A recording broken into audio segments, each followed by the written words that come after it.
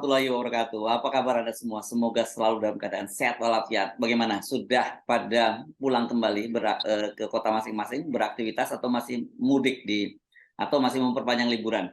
Tapi tetap saja apapun aktivitas Anda, kami ajak Anda untuk memperbincangkan berbagai isu politik yang saya kira sekarang ini paling ramai kemarin adalah keputusan P3 itu pimpinan pelaksana tugas ya, Ketua Umum Pak Muhammad Mardiono itu mencalonkan Ganjar Pranowo.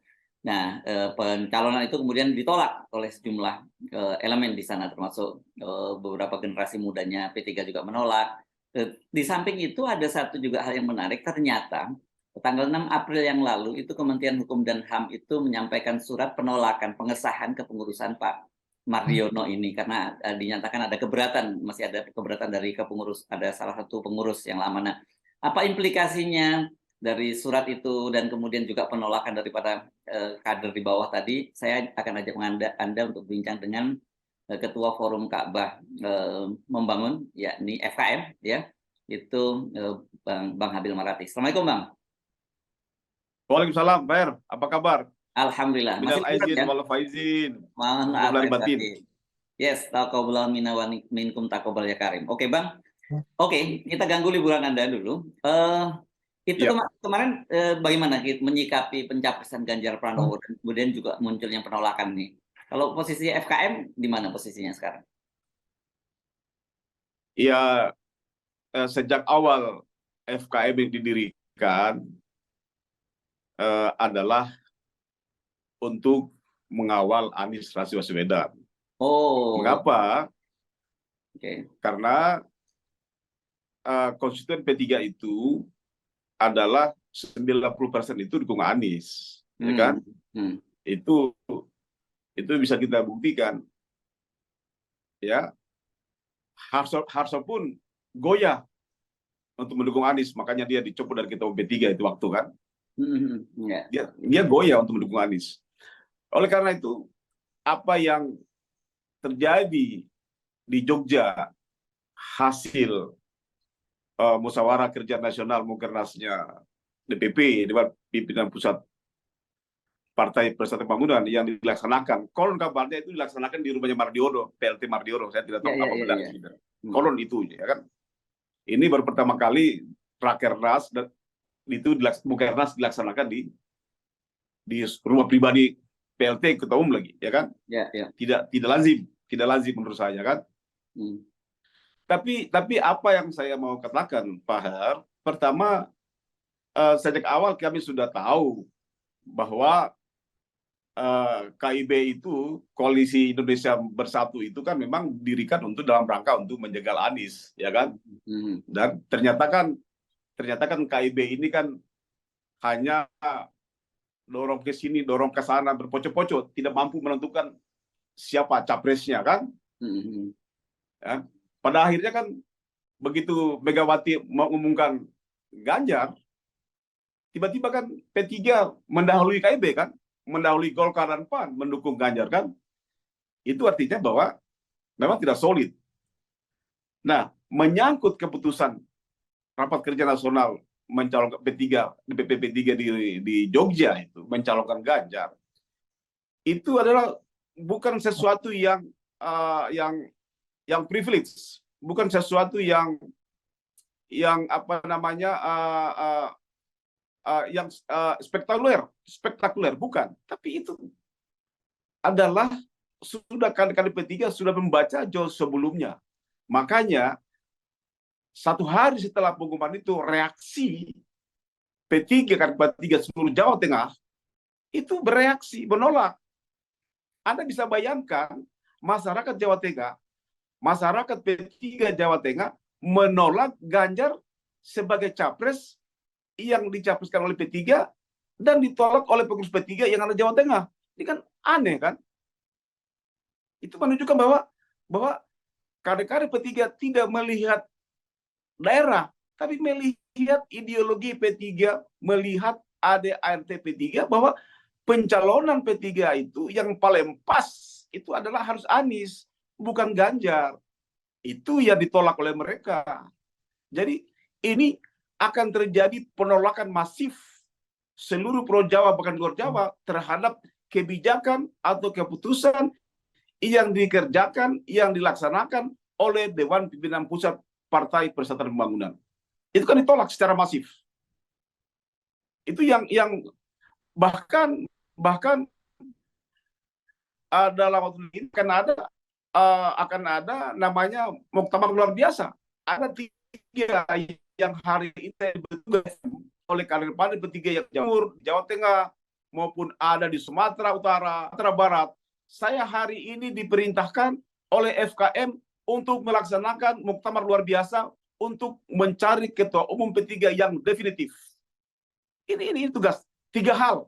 Yang satu, saya harus menyampaikan kepada DPP agar P3 segera mengumumkan pencalonan Anies Rashid Baswedan. Ya. Yang kedua, segera melaksanakan muktamar luar biasa dalam rangka untuk memilih ketua umum Dewan Pimpinan Pusat P3 definitif yang dipilih oleh Muktamirin. Jadi ketua umum P3 itu cuma dapat dilaksanakan melalui dua mekanisme. Satu, muktamar biasa 5 tahunan sekali, dan muktamar luar biasa. Ini yang tidak ditempuh. Nah, Mardiono ini kan diangkat melalui rapat musyawarah kerja nasional atau Rakernas. Itu tidak ada di dalam statuta, tidak ada dalam anggaran dasar rumah tangga P3 bahwa rapat kerja atau musyawarah kerja nasional memiliki kewenangan untuk mengangkat PLT atau untuk mengganti ketua umum definitif hasil muktamar. Itu tidak ada. Itu Pak Her. Demikian Pak Her. Jadi setelah ini ada gerakan untuk melakukan muktamar luar biasa ya setelah pencalonan Ganjar ini ya. Iya, ya. Dan gerakan muktamar luar biasa ini tidak ada hubungannya dengan keputusan DPP kemarin mencalonkan Ganjar, tapi semata-mata adalah melihat agar P3 ini bisa lolos verifikasi atau lolos dalam hal tertib administratif bahwa KPU itu tidak mengenal PLT yang boleh menandatangani DCS daftar calon sementara atau DCT daftar calon tetap itu harus ketua umum definitif hasil muktamar atau yang sederajat dengan itu. Oke. Itu undang-undang KPU itu ada itu. Ya. Oke, nah sekarang ini kalau dukungan itu seberapa besar untuk muktamar luar biasa itu? Sangat besar. Sangat besar, bahkan mereka sudah siap meminta, mendesak, mengirim surat kepada ketua umum atau PLT P3 Mardiono untuk segera melaksanakan muktamar luar biasa. Jadi kader-kader P3 yang masih waras, yang masih mencintai P3, yang paham betul tentang anggaran dasar anggaran rumah tangga, meminta dengan hormat kepada Dewan Pimpinan Pusat Partai Persatuan Pembangunan, dalam hari ini PLT Ketua Umum Mardiono, untuk segera melaksanakan muktamar luar biasa untuk memilih Ketua Umum Dewan Pimpinan Pusat P3 yang definitif sesuai dengan mekanisme anggaran dasar dan anggaran rumah tangga Partai Persatuan Pembangunan. Itu pertama. Jikalau DPP Dewan Pimpinan Pusat Partai Persatuan Pembangunan tidak melaksanakan muktamar luar biasa, maka kader-kader P3 menugaskan kepada FKM Forum Kabar Membangun untuk melaksanakan muktamar luar biasa dalam rangka untuk menetapkan pimpinan Dewan Pimpinan Pusat Partai Persatuan definitif. Jikalau di dalam muktamar luar biasa tersebut terpilih Mardiono, nggak ada masalah, no problem, go ahead, tidak ada masalah. Tidak ada masalah. Saya kira itu. Oke, jadi ini ada dua hal ya yang saya kira serius dalam soal ini adalah satu soal keabsahan kepengurusan dan kedua tentang masa depan P3 ya. Ini jadi karena Anda pastikan tadi kalau toh sekarang katakanlah P3 itu sudah menyatakan dukungan kepada Ganjar, apalagi lihat arus bawah seperti itu, jadi memang betul-betul seperti kita sering sebut sebagai gerbong kosong saja ya ini, dan Ya, saya kira ya, partai-partai lain termasuk PDIP juga paham itu ya. ya, ya. Saya kira Ganjar Pranowo maupun teman-teman di PDIP ini paham betul statuta, status, dan administratif partai politik, ya kan? Mereka paham itu bahwa yang paling menyedihkan ada surat dari Kementerian Hukum dan HAM tanggal 7 April 2023. Ini mereka sembunyikan. Surat Menteri Hukum ini disembunyikan. Tidak disampaikan kepada Ganjar Pranowo bahwa sesungguhnya berdasarkan surat Menteri Hukum dan HAM tanggal 7 April 2023 itu adalah mempertanyakan kembali tentang SK pengesahan kepengurusan pengangkatan PLT Mardiono, di mana SK Menteri Hukum dan HAM tersebut adalah bernomor MHH 26AH 11.02 tahun 2022. Ini Menteri Hukum dan HAM mempertanyakan kembali tentang pengesahan kepengurusan Mardiono ini. Itu artinya status quo. PLT Mardiono sekarang ini adalah status quo.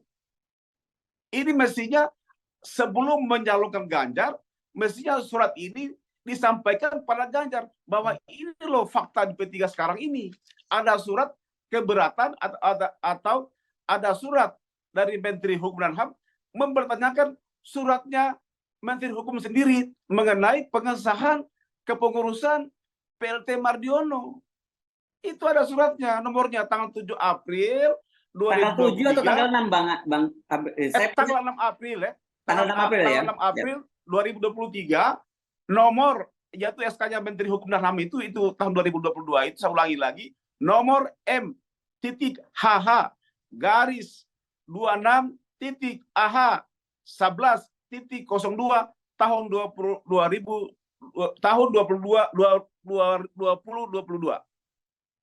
Ini artinya apa? Ini dengan surat ini maka Mardiono itu tidak punya status. Apalagi Romi, apalagi penggantian pengurus, tidak memiliki legalitas. Jadi keberadaannya Romi di situ itu sebagai apa? Dia nggak punya legalitas. Dia tidak bisa berbicara atas nama DPP, atas nama dewan itu pengurus di P3 itu, Romi jabatannya itu dipertanyakan. Dia sebagai apa? Dia sebagai apa? Hadir bersama dengan PLT. PLT-nya sendiri pun sekarang dengan suratnya Menteri Hukum itu tanggal 6 April 2023 menunjukkan kepengurusan DPP itu tidak ada lagi, status quo semua. Pasca Pak Harso dilancarkan.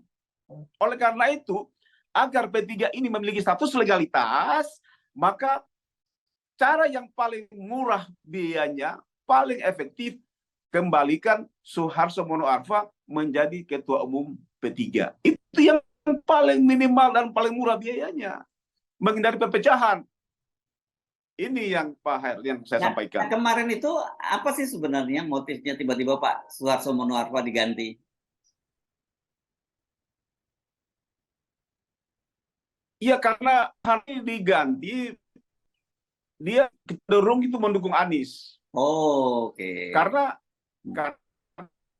juga adalah hasil survei dari lembaga-lembaga politik itu kan, LSI itu menunjukkan bahwa P3 itu kalau mau lolos hanya bisa dukung Anies. Kalau mau dukung Anies, itu kan ilmiah. Itu jadi, yang Pak dari. Jadi dengan mendukung Ganjar ini, tentu saja Anda dan teman-teman sebagai kader di P3 khawatir ini P3 tidak akan selamat ya pada Pilpres, pada pemilu 2024 nanti gitu ya. Lah, ini PDIP itu kan dia tidak butuh P3 karena PDIP sendiri cukup kursinya untuk mencalonkan Ganjar. Jadi P3 di PDIP itu hanya pelengkap penderita. Bukan pemain utama. Jadi jangan pula dikatakan bahwa PDP dengan P3 itu pernah berkoalisi, yaitu Megawati jadi presiden, Hamzahas jadi wakil presiden. Ntar dulu, itu waktu dipilih melalui MPR, bukan pemilihan langsung. Dan itu kan koalisi, tapi itu poros-porosan, poros tengah. Kan? Jadi beda. Kalau dulu itu adalah dipilih MPR, itu terbuka, ya kan? Terbuka. Tapi kalau pemilihan langsung kayak begini, itu konstituennya akan pecah belah di bawah, akan tidak sependapat. Sekarang kita bisa saksikan GPK, karena udah kabar di Jawa Tengah, itu menolak Ganjar, tidak menolak keputusan DPP untuk mencalonkan Ganjar. Tapi yang paling ironis menurut saya adalah mengapa ini suratnya Menteri Hukum tanggal 6 April itu 2003 tidak disampaikan kepada Ganjar. Itu kan masih disampaikan, jangan disembunyikan dong. Itu sama saja kau mempermalukan Ganjar Pranowo kan? Ya. Ini artinya kalau toh nanti sebelum ini disahkan oleh Menkumham, berarti kalau toh kemudian P3 ikut mendukung Ganjar Pranowo, ini nggak akan diakui gitu ya, karena secara legal formal nggak sah gitu ya. Tidak sah. Jadi kita sekarang adalah kader-kader P3 sekarang adalah mementingkan menyelamatkan P3 agar ikut bisa pemilu atau mendukung Ganjar sebagai calon presiden, sementara P3 nggak punya legalitas. Ini kan pilihan-pilihan yang paling berat. Nah, oleh karena itu, dengan suratnya Menteri Hukum dan HAM tanggal 6 April 2023 itu jelas secara legalitas PLT Mardiono itu status quo. Itu harusnya kembali kepada Harus Mano Arfa. Itu ada suratnya. Bayangkan Menteri Hukum sendiri mempertanyakan tentang surat pengesahan keputusan Mardiono itu. Itu mempertanyakan loh. Nah, ini harus dibuka gitu kan. Harus disampaikan kepada publik, kepada Pak Ganjar, Mas Ganjar, ini P3 punya surat dari Menteri HAM. Ini kemungkinan Mardiono sebagai PLT tidak memiliki kewenangan untuk menandatangani pencalonan. Nah ini gitu. Jadi artinya dengan suratnya Menteri Hukum HAM tanggal 6 April 2023, maka dalam waktu dekat ini kader-kader P3 yang masih menjadi pengurus atau sudah diganti oleh Mardiono akan mengajukan gugatan kepada PT UN. Ini sangat terbuka. Dengan suratnya Menteri Hukum tentang mempertanyakan surat Menteri Hukum sendiri tentang keabsahan dan pengesahan PLT Mardiono, ini terbuka untuk dibawa di PT UN. Kalau dibawa di PT UN, itu artinya P3 semakin status quo, semakin tidak jelas statusnya. Kan tidak bisa, kalau masalah hukum, itu artinya tidak boleh melakukan kegiatan-kegiatan apapun yang itu mengikat. Jadi Mardiono tidak punya hak lagi mengatasnamakan DPP sekarang ini. Oke, clear soal itu ya, Bang. Tapi pertanyaan orang kemarin ya, kan sudah sejak awal, termasuk Pak Mardiono sendiri menyatakan bahwa akan mengusung Sandiaga Uno sebagai calon wakil presiden, gitu ya, dan cocok dipasangkan dengan Ganjar. Kemarin kok tiba-tiba nggak jadi diumumkan Sandiaga Uno, itu ada cerita apa itu, Bang Habil? Yang pertama, saya sempat WA Sandi, ya. Saya bilang si WA Sandi, pertama adalah saya bilang, Sandi, Anda masuk di P3 itu, Anda bukan kader P3, tiba-tiba Anda mau masuk di P3 jadi cawapres. Apa Anda tahu ada surat Menteri Hukum dan HAM tanggal 6 April 2023 itu menolak mengesahkan perubahan revitalisasi kepengurusan PLT Mardiono. Itu menolak. Artinya keberadaan Robi maupun yang lain-lain itu adalah tidak sah, tidak legal. Jadi kalau Anda duduk dengan Robi di situ, mencalonkan Anda, di situ ada Robi, di situ ada Mardiono, Anda dikerjain, saya bilang. Itu Anda tidak sah. dan Anda akan dituduh sebagai ikut memecah belah P3, saya bilang. Nah ini artinya mungkin Sandi sendiri mungkin yang tidak bersedia dicalonkan cawapres dari P3. Ini dan aneh juga, apa kewenangannya? Apa statusnya P3? Apa haknya P3? Sekaligus mencalonkan presiden dan wapres. Sementara kan kursinya hanya 19. Loh, masuk akal nggak mencalonkan pasangan langsung sekaligus pasangannya? Presidennya Ganjar, wapresnya Sandi. Apa P3 cukup? Dia punya kursi. PDP saja sampai hari ini hanya mencalonkan Ganjar. Padahal jelas-jelas PDP bisa mencalonkan pasangannya langsung. Nah, P3 sebagai apa? Sudah statusnya tidak jelas, kapasitas kursinya tidak cukup. Jadi, ini kan kesannya itu adalah apa namanya, semacam perniagaan politik. Ini seperti cara-cara perniagaan berpolitik. Berpolitik sampai berniaga. Ini kan konyol. Nah, menurut saya adalah Sandi orang cerdas. Dia paham kapan itu dia punya sesuatu yang menjadi kewajibannya, dia keluarkan, kapan tidak. Menurut saya, ya Sandi harus diberitahu surat ini. P3 Mardiono harus memberitahukan surat Menteri Hukum dan HAM tanggal 6 April 2023 kepada Sandi. Ini loh suratnya P3. Jangan sembunyikan. Kalau kamu sembunyikan itu suratnya ke Sandi atau ke Ganjar, kau menipu namanya. Kasihan orang. Kasihan karir politiknya Sandi. Itu sahabat saya itu. Ya, termasuk juga Pak Ganjar juga. Kasihan. Dan surat itu Anda sampaikan ya kepada Sandi, sudah Anda sampaikan? Sudah saya sampaikan. Sudah saya sampaikan lewat WA. Dan Sandi terima kasih katanya, Bang. Sudah. Jadi artinya ini cerita soal Sandi akan dicalonkan oleh P3 untuk mendampingi Ganjar ini jadi ngambang lah ya, saya kira, karena dari sisi Sandi sendiri juga jadi gamang dengan ada surat itu. Tapi dari sisi P3 sendiri kelihatannya ada yang belum jelas juga komitmennya dengan Sandi gitu ya. Ya, karena mungkin menyembunyikan surat inilah.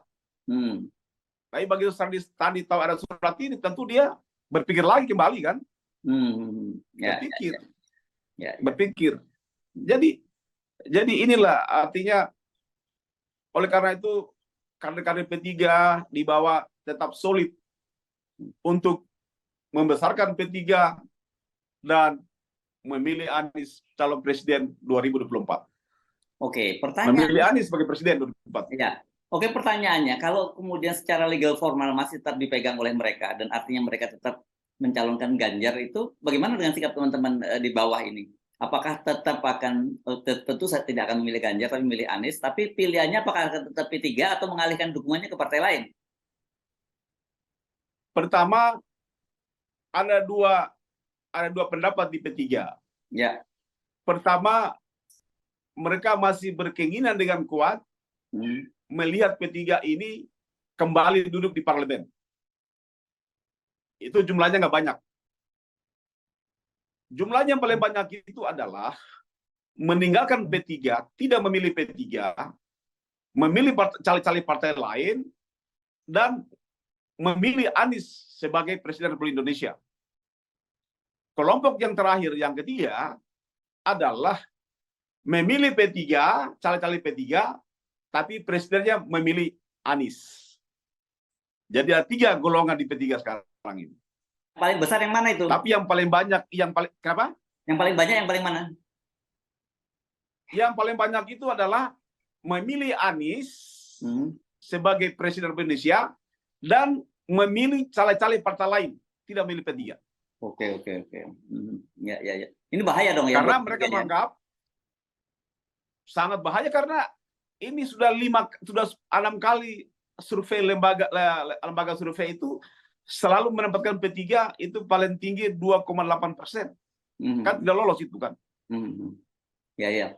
Tapi kan, oleh karena itu saya meminta kepada teman-teman saudara saya, sahabat saya, Pak Mardiono dan kawan-kawannya, jangan memasung P3, jangan menghambat kemajuan P3, segera laksanakan muktamar luar biasa. Itu saja pesankan kami P3. Ya. Bahwa kemudian nanti Pak Mardiono terpilih kembali dalam muktamar. Oh, silakan dengan senang hati. Silakan. Oke. Baik, terima kasih Bang Habil Marati, Ketua Forum Ka'bah Membangun. Ini adalah eksponen P3 yang tetap cinta dengan P3. Gitu ya. Tetap terima kasih, Pak Her. Ya, makasih, Pak Her. Yes, baik. Assalamualaikum warahmatullahi wabarakatuh. Waalaikumsalam. Sampai jumpa kembali. Yes, oke. Okay.